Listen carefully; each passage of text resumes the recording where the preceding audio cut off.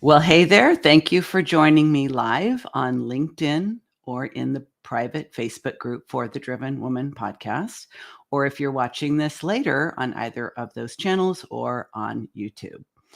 Today, I'm here to do a follow-up chat about my recent podcast interview with fearless negotiation coach and leadership for women advocate Joanne Zuk. We recently connected online, hit it off immediately, and I knew I had to have her as my guest on the podcast. One of the reasons why the topic of negotiation is so important is because women in general are not that good at it. Many times we don't even recognize that negotiation is an option and that it would actually be appropriate to the circumstances that we're in. And I think in particular, if we think we're not good at something, we're going to avoid it by and large.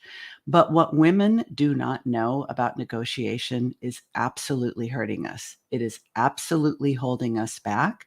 And while you may think, okay, I get it, if you're in corporate or even nonprofit or academic, you need to negotiate for raises, for promotions.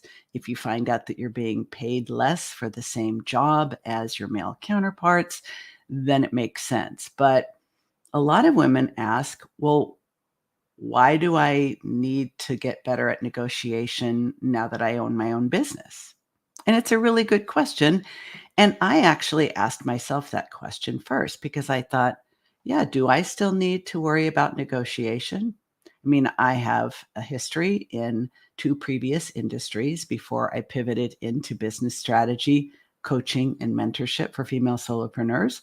I was previously a psychotherapist, and before that, I was in medical sales. And while I kind of understood why I would need or want to negotiate for salary, for benefits, for bonuses, for promotions, for opportunities within the company in those settings, it wasn't as obvious to me initially why I still needed to up my negotiation game as a self-employed solopreneur. So I'm going to unpack all of that for you in just a moment. But first, I want to share with you some of the highlights of the podcast interview with Joanne Zuk that I think made it really one of my favorites.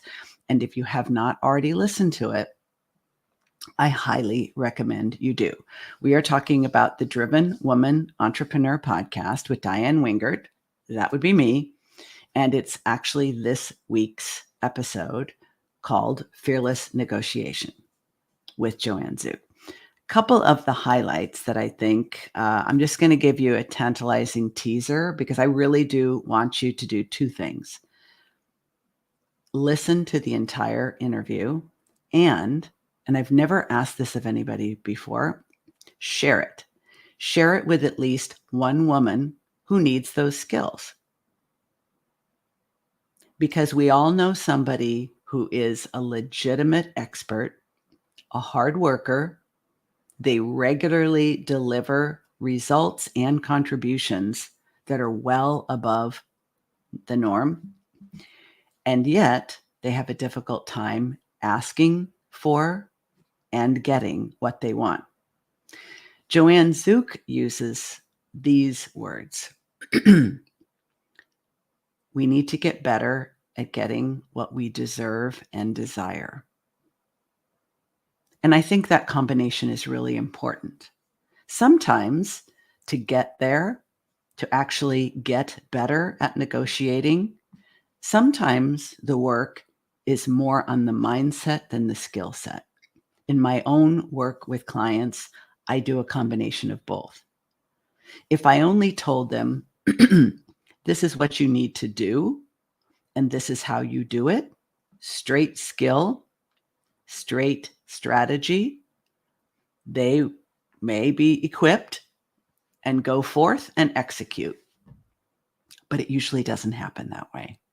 In fact, like me, you have probably purchased any number of courses, listened to countless hours of podcasts and YouTube videos, read blogs and books, and subscribed to countless newsletters, downloaded who knows how many opt-ins, lead magnets, so that you could learn how to do things in your business. I have. I'm even going to put one hand up. I'm going to put both hands and both feet. You just can't see them. But skill and strategy alone, in my experience, isn't enough, because our mindset needs to be aligned. We don't just need to know what to do. We need to know why to do it and why it's actually okay to do it. Because I think when it comes to women and money, and that includes all of it, I'm talking about being visible, putting yourself out there, marketing your business, interacting with clients, submitting proposals, submitting contracts, asking someone to work with you, asking someone to hire you, sales calls, discovery calls, following up with someone after you've made them an offer and they haven't responded yet. All of that requires, in my experience, some work on the inside. I say we need to go under the hood and not just make sure the tires on that car have enough air. Because, excuse me for the throat clearing, it's not that long ago that I recovered from COVID, and I'm still a little throaty. Most women have been affected by the cultural conditioning that teaches us to be humble, be modest, to accept what we're offered with gratitude. Don't ask for more. Don't expect more. Humbly, respectingly. Oh my, usually don't have word finding difficulties. Humbly and with modesty and respect, we should receive what's offered to us. What Joanne Zuk says in our interview is that women have been culturally conditioned to be grateful, to be humble, to practice generosity with others, but not expect others to be generous with them. We'll come back to that. To have faith that things are just working out the way that they're supposed to, and to be people pleasers. And Joanne says these 5 blind spots, gratitude, humility, generosity, faith, and people pleasing, will absolutely stand in our way of asking for and receiving what we deserve and what we desire. Now, it totally makes sense, doesn't it? It totally makes sense that if you are humble and grateful and you basically take whatever's offered to you, you don't ask for more, you don't ask questions, you may not even give the feedback that, oh, I was expecting more, or that's a lot lower than I anticipated. For many women, that triggers fears of being perceived as selfish, greedy, difficult, demanding, bitchy, as though there were this great dichotomy, there were this binary way of being as a woman in business, meaning you are either going along with your cultural programming to be humble, grateful, people-pleasing, and so forth.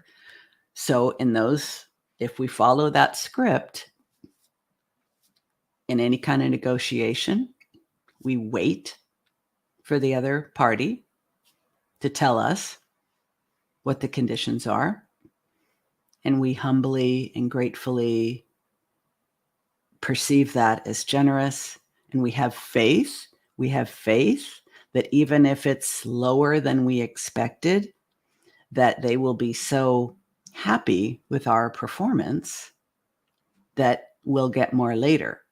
What's actually true is that when you come into a new situation, and whether that's a new job, a new contract as a consultant, a new relationship with collaboration where there is money to be made and money to be exchanged, if you come in low at the beginning, it is extremely unlikely that you will ever reach the point, however long the relationship lasts, it is unlikely that you will ever reach the point where you will be equal to where you would have been had you started at a higher number. I did not make this up. Joanne Zuk did not make this up. This has been widely researched and published in the vast amount of information available to all of us on inequity based on gender in the workplace. Many women leave corporate, nonprofit, public service, and academic life because they feel exploited, because they don't think they got what they deserved and desired. But when we're being really honest with ourselves, how many of us made the slightest effort to change that for ourselves while we were in that employment? As for me, I was not trained by my mother, my father, my culture, or any person in my life at any age or stage. No one who was ever a mentor to me said, you should ask for more. This is how you go in and position yourself to get what you really want. In fact, no one ever even suggested, implied, or straight up informed me that I could ask for more. I always perceived that an offer was an offer, and the only ways that I could respond to it were to literally take it or leave it.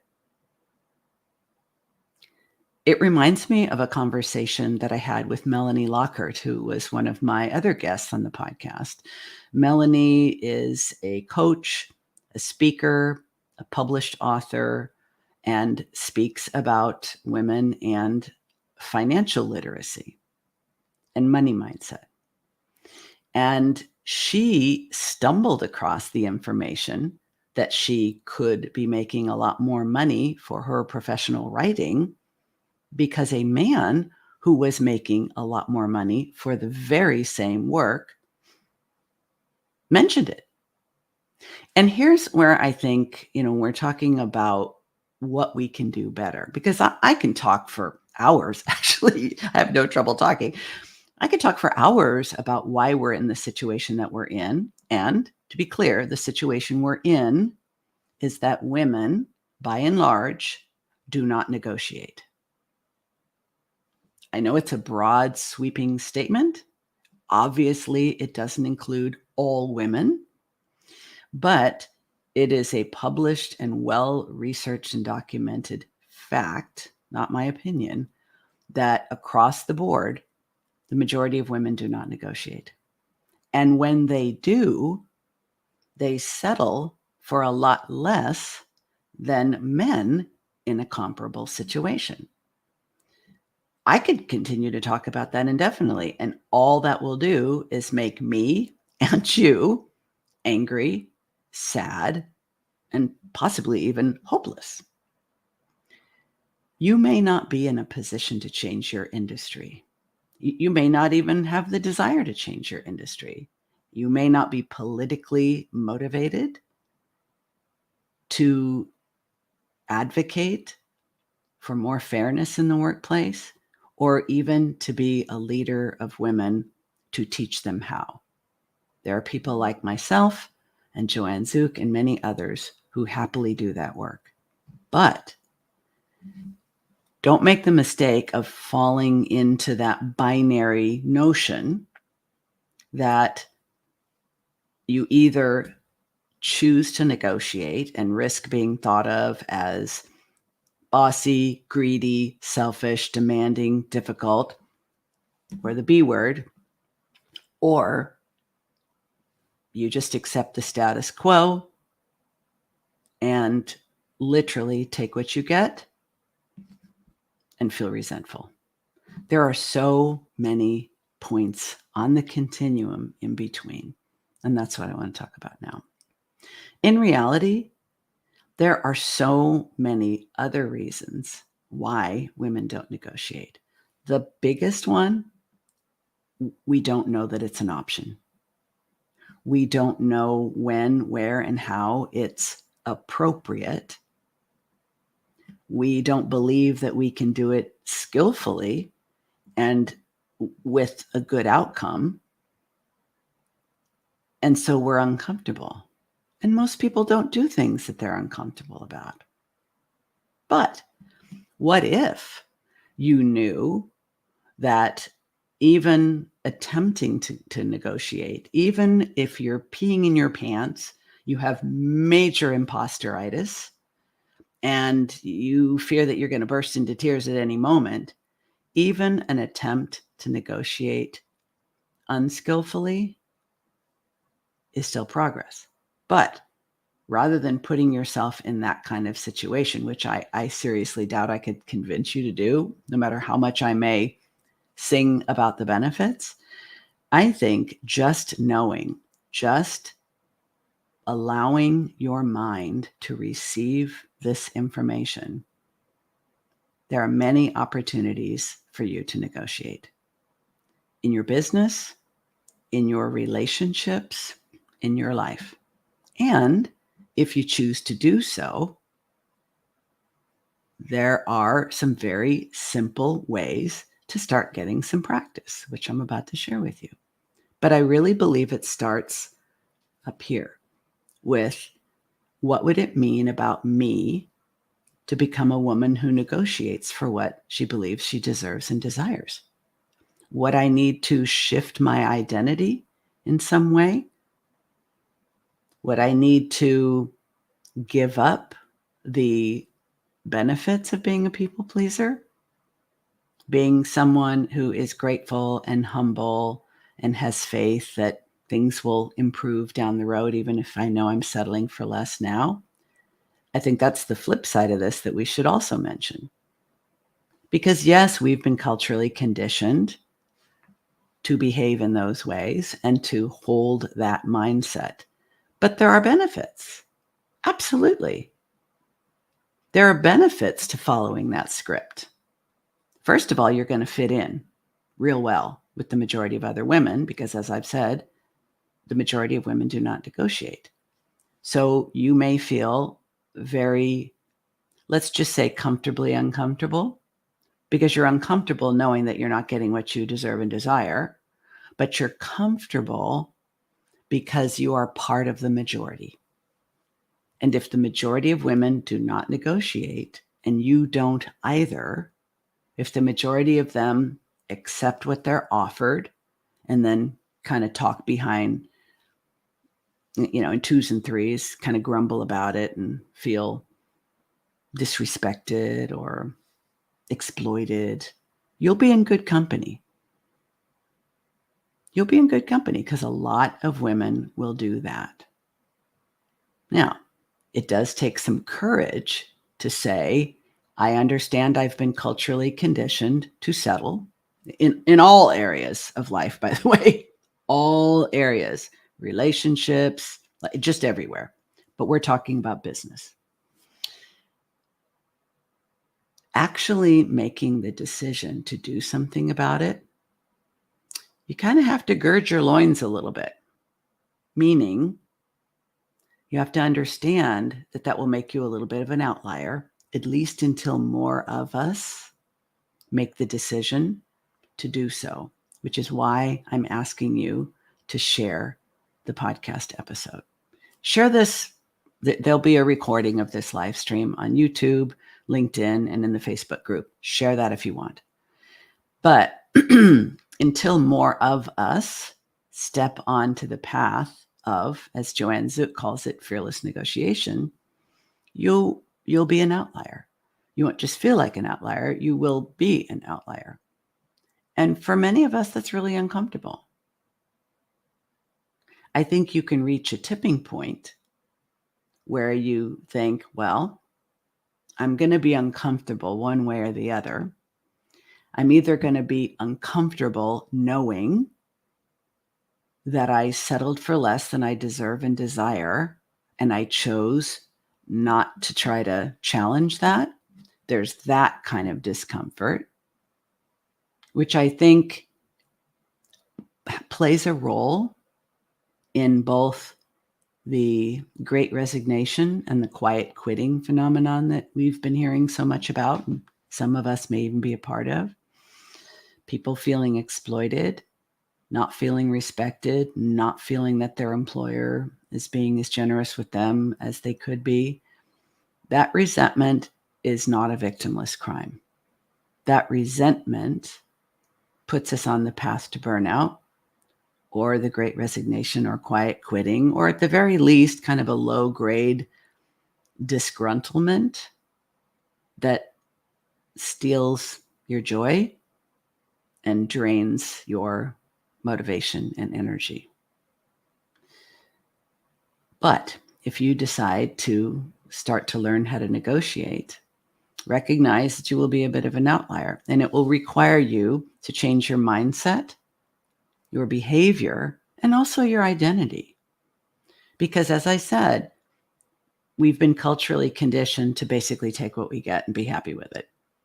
Kind of like the put up or shut up, put up and shut up, put up and shut up, right? Put up with knowing that you're kind of being taken advantage of and shut up about it. Or speak up, even if you're not trying to change the system or change the world or trying to make the world more fair for women. Speak up for yourself. Start there. And maybe don't start with the really ginormous place.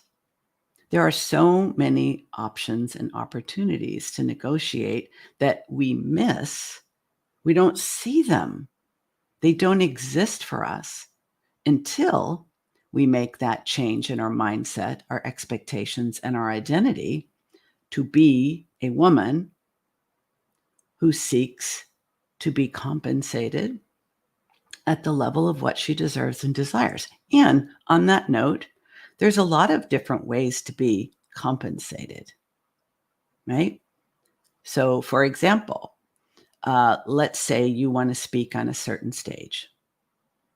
And let's just say that you are not well known to the event organizers and those who are selecting the speakers. You may not be able to get the speaker's fee that you deserve and desire. You may not be able to get a speaker's fee at all because the particular conference you're interested in that will help to demonstrate your thought leadership, that will help make your business more visible, and that will perhaps bring you followers, prospects, subscribers, leads, potential clients. It may be worthwhile for you to take the lower speaker fee or no speaker fee. But does that mean you don't negotiate? There are other non-financial ways to negotiate. For example, you really want to speak on that stage. You make your pitch. They come back and say, we're interested in your topic, but need you to know we are only paying the keynote. So if we agree to schedule you as a speaker, it would be on an unpaid basis. You could either then practice humility, gratitude, people pleasing, faith, all that, and say, okay, I'll take it. Because after all, you really want to be on that stage for all the reasons. But I would strongly recommend that you, if you decide to speak for free or speak for less, that you say, I understand. Would it be possible? Or here's what I'm thinking, or I'd like to know, or can I propose? Whatever wording Any of those suggestions or something that's unique to the way you communicate. Because even in a situation like that, you could ask for your room at the hotel where the conference is being hosted. You could ask for them to pay for your room. Maybe it's a 3-day conference, 2-night hospital stay. They're already getting a discounted rate. Ask for your hotel room, or ask if there is a accommodation stipend for unpaid speakers, or ask if they would comp the registration fee or upgrade your registration to a VIP pass, or like look at all the differentiators. Think about which ones would make you feel respected, honored even if they're not a check or a transfer to your account. You have nothing to lose by asking. And when somebody is asking you for something, the answers are not just yes or no, or I'll think about it and hope they forget. It's these are the conditions. I recently pitched someone to be on their podcast, and they came back and did some negotiation with me. We came to an agreement, and I ended up feeling much more respect and regard for this person and was much more eager to interview them. I had someone recently pitch me to be a guest on the podcast, someone who had been my guest before through her assistant, and said she would like to return to the podcast for these reasons. And I said, okay, I'm willing to consider this. And here's what I'd like. And, there are going to be some people who would look at that behavior and think, wow, she really thinks highly of herself. Is that such a bad thing? I mean, let's be honest. If you're any good at what you do, and I know you are, is it really such a bad thing to think highly of yourself? To be confident? To be assertive? And I hate this expression, but stay with me, know your worth?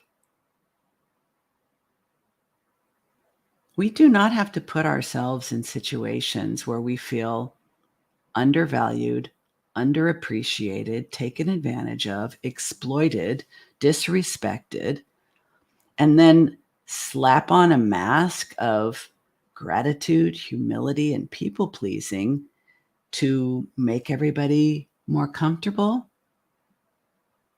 And listen, for the record, I am not holding women responsible for the patriarchy. I am not holding women responsible for gender inequity. And I am not holding women responsible for changing the systems that are unfair to us. I don't want to say but, I'm going to say and. And I think we owe it to ourselves to learn, to equip, to share, and to practice the beliefs and the behaviors which will at least advance us individually, and to get that information to as many other women as we possibly can. Now, before we wrap up, I do need to say that because sadly, so many women have a history of some form of abuse. I mean, the numbers are stunning in a bad way. If you have a history of childhood abuse, sexual abuse, physical abuse, verbal abuse, emotional abuse, you will have more difficulty with negotiation, because whomever you're asking for something from, whether that's an employer, a big company that you want to do consulting with, or even a highly desirable client for your one-on-one coaching, Your past trauma history may make it feel unsafe for you to ask for more. That is above and beyond our conditioning and the fact that most women really do like to be liked. And we really don't want people to think that we're bitchy, bossy, greedy, grasping, difficult, demanding, unreasonable. Like, nobody wants that. But at this point in my life, I am more concerned about letting myself down than I am concerned about other people's opinions of me. I have had the opportunity to work on my past trauma over many, many years. If you are at a place in your life, in your business, in your own healing and recovery from childhood abuse, you're going to want to take this slow. You're going to want to choose the situations where you embark on negotiation more carefully, and you're going to want to do it in ways that feel safer to you. This might be something that you want to bring up to your therapist. I have met many women who run their own businesses who end up being taken advantage of by their team members, their staff, their clients, vendors, and almost always there is a history of childhood trauma that has not been completely healed. So of course we're going to bring that into the workplace. Of course we're going to bring that into our business. I speak of her often, but the expert in this regard that I trust and recommend and refer to is Nicole Lewis-Keeber. Her entire business is around helping entrepreneurs deal with their past trauma. So if you have decided that you would like to get a little better at negotiation, here is how I recommend you start. First, recognize opportunities to negotiate in your current circumstances. And the way to find them, just get out a clean sheet of lined paper, your journal, your keyboard, and think about all the places where there is an exchange of resources, an exchange of value, time for money, money for effort, whatever it may be. And think about all those relationships that you're currently in or have been in the last few years. Think about the ones where you felt resentful. Resentment is the emotion to pay attention to.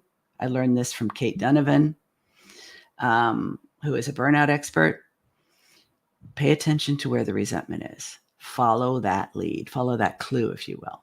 And think about, I really felt resentful towards that client. I really felt resentful towards that organization. I really felt a lot of resentment in the relationship I had with that employee or that contractor. Could be anywhere. And then think